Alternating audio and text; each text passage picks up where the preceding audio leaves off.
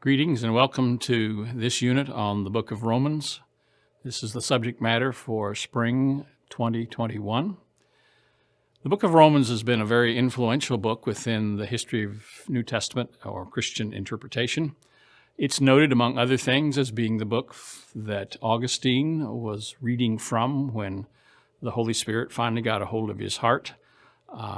It's the book that was very influential in Martin Luther's coming to understand justification by faith, and thus the impetus for the Protestant Reformation. It was very influential in the life of John Wesley, whose heart was strangely warmed the night that he heard Luther's preface to the book of Romans being read in a small group meeting. And even probably the most influential theologian of the 20th century, Karl Barth. His life was changed by working out of the book of Romans during World War I. So Romans has been an influential book for a long time. It is, in some sense, quintessentially Paul or Pauline.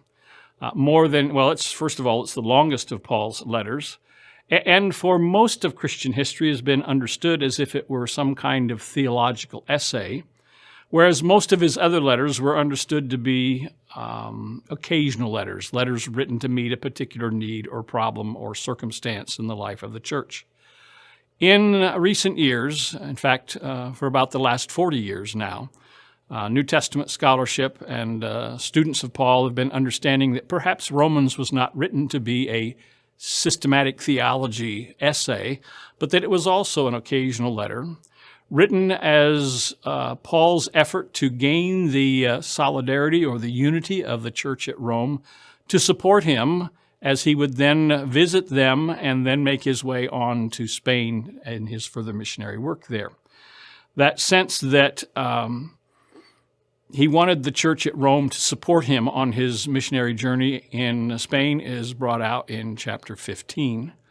And it appears that the church at Rome may have been divided between primarily Jewish followers of Jesus and Gentile followers of Jesus, that the church had begun, we assume, under the leadership of Jewish followers of Jesus. But in AD 49, the emperor, Claudius, expelled all the Jews, believers and unbelievers alike, from Rome because of rioting over a certain Christos, which we believe to be a misspelling of Christ. And that for that reason, the church leadership became the Gentile leaders. And then in about 53 AD, Claudius relaxed his edict and the Jews returned.